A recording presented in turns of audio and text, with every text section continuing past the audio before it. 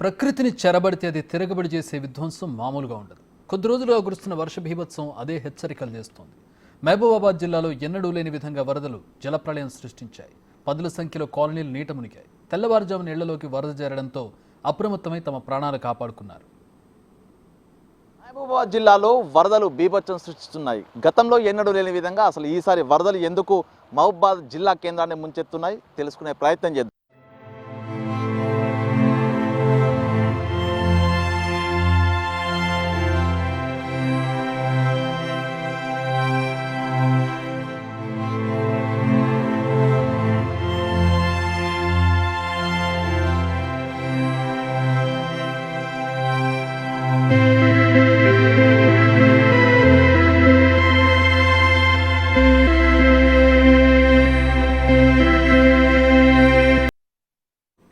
ప్రజలు గాఢ నిద్రలో ఉన్నప్పుడు వరదలు ముంచెత్తితే ఏం జరుగుతుంది?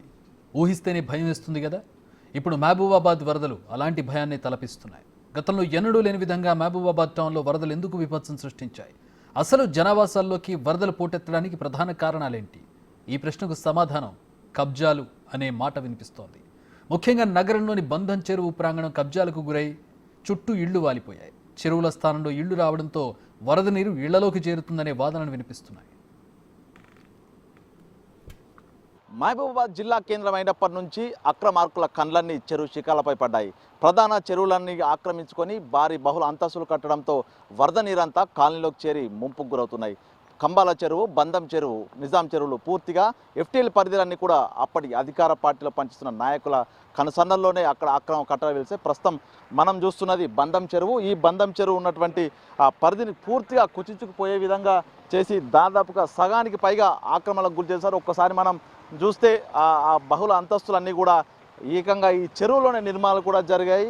ఆ నిర్మాణాల కారణంగానే నీళ్లు ఇందులో నుంచి వచ్చినటువంటి వరద నీరు బయటికి వెళ్తూ పూర్తి స్థాయి లోపల ఆ కాల్వల ద్వారా బయటికి వెళ్ళాల్సినటువంటి నీరంతా కూడా మొత్తంగా ఆ కాలనీ లోపలికి వెళ్తూ కాలనీలో బీభత్సం సృష్టిస్తూ ప్రజలను అయితే ఇబ్బందులకు గురిచేస్తున్న పరిస్థితి. ఒకసారి ఈ బంధం చెరువుకు సంబంధించిన కట్ట ఈ యొక్క దీనికి సంబంధించినటువంటి ఆనుకొని అసలు చెరువులోకి చొచ్చుకొని వచ్చినటువంటి ఆ యొక్క కట్టరాలు ఒకసారి మనం చూసాం. ఒకసారి కట్టకు ఆ లెఫ్ట్ సైడ్ ఒకసారి మనం చూస్తే ఇదంతా కూడా బఫర్ జోన్ ఎఫ్టీఎల్ పరిధి అయినప్పటికీ కూడా ఇందులో వెంచర్లు చేశారు. వెంచర్లు చేసి పూర్తిగా ఇక్కడ నీళ్లు ఈ డౌన్ ప్రాంతం నుంచి వెళ్ళాల్సినటువంటి నీళ్ళన్నింటినీ కూడా మనం చూస్తే ఒకసారి వెంచర్లు చేసి పూర్తిగా మట్టితో చదును చేసి ఆ నీళ్ళన్నీ కూడా కాలనీలోకి వెళ్ళడానికి ప్రధానంగా గత బీఆర్ఎస్ ప్రభుత్వంలో నేతలే కారకులయ్యారు.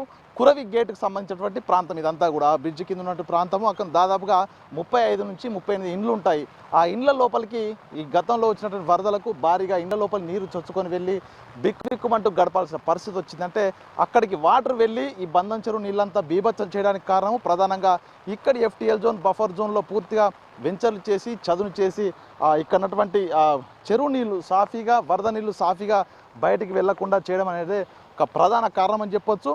ఆ కారణంతోనే ప్రస్తుతం మనం చూస్తున్నటువంటి ఈ రోడ్డు కూడా ఏ విధంగా డ్యామేజ్ అయిందో కూడా ఒకసారి మనం చూస్తూనే ఉన్నాము. దీనికి సంబంధించి అసలు ఏం జరిగింది ఇక్కడ ప్రస్తుతం మనతో స్థానికులు ఉన్నారు, మాట్లాడదాం. చెప్పండి, అసలు నిజంగా ఆ చెరువుల పరిస్థితి ఏంది? ఇంత వరదలు ఎందుకు వస్తున్నాయి? వరదలు వస్తే ప్రజలు ఎందుకు ఇంత ప్రభావితమయ్యే పరిస్థితి వస్తుంది?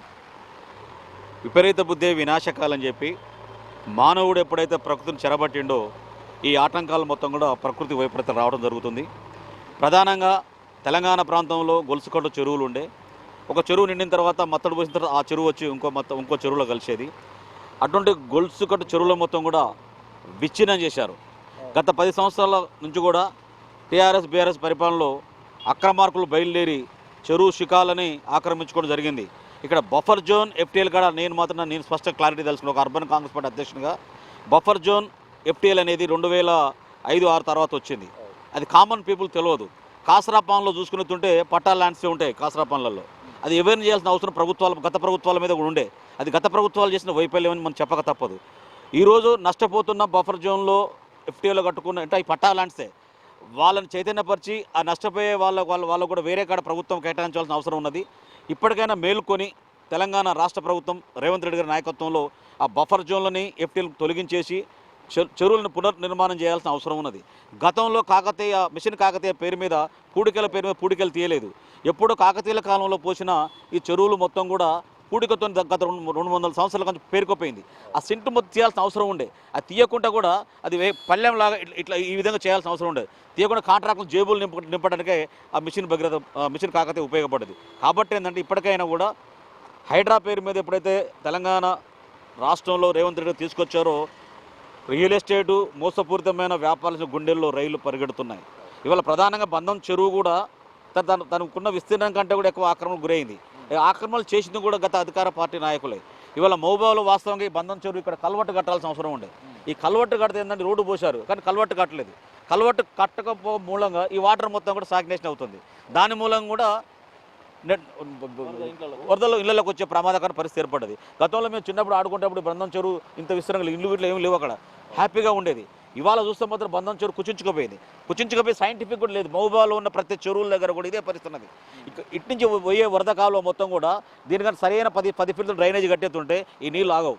ఈ నీళ్ళు మొత్తం కూడా జనాల చెరువు నుంచి వాకేరు వాగులో పోవాల్సిన అవసరం ఉంది.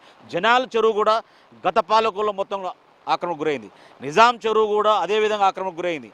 వాస్తవంగా నిజాం చెరువులో FTL తర్వాత ఒక మన రోడ్డు పోయడం జరిగింది. దాని సుందరీకరణ కోసం 5 కోట్ల రూపాయలు శాంక్షన్ అయితే కూడా దాన్ని కూడా నిరుపయోగం అయిపోయింది.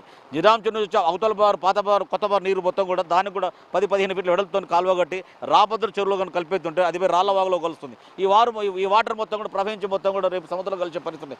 ఇలా సైంటిఫిక్ అనాలిసిస్ చేయకుండా కేవలం వాళ్ళ జేబులు నింపుకోవడం కోసమే గత ప్రభుత్వం 10 సంవత్సరాల కాలం మొత్తం కూడా ఇటువంటి ఆక్రమణ గురి కావడం మూలంగా నష్టం జరిగింది. కాబట్టి ఈ నష్టం నివారణ ఇప్పటికైనా రేవంత్ రెడ్డి గారి ప్రభుత్వం సైంటిఫిక్ అనాలిసిస్ చేసి ఎవరైతే నష్టపోతుండ్రో బఫర్ జోన్లో కానీ ఎప్పుడు ఉన్న వాళ్ళకి న్యాయం చేయాల్సిన అవసరం ఉందని చెప్పి తెలియజేస్తున్నాం.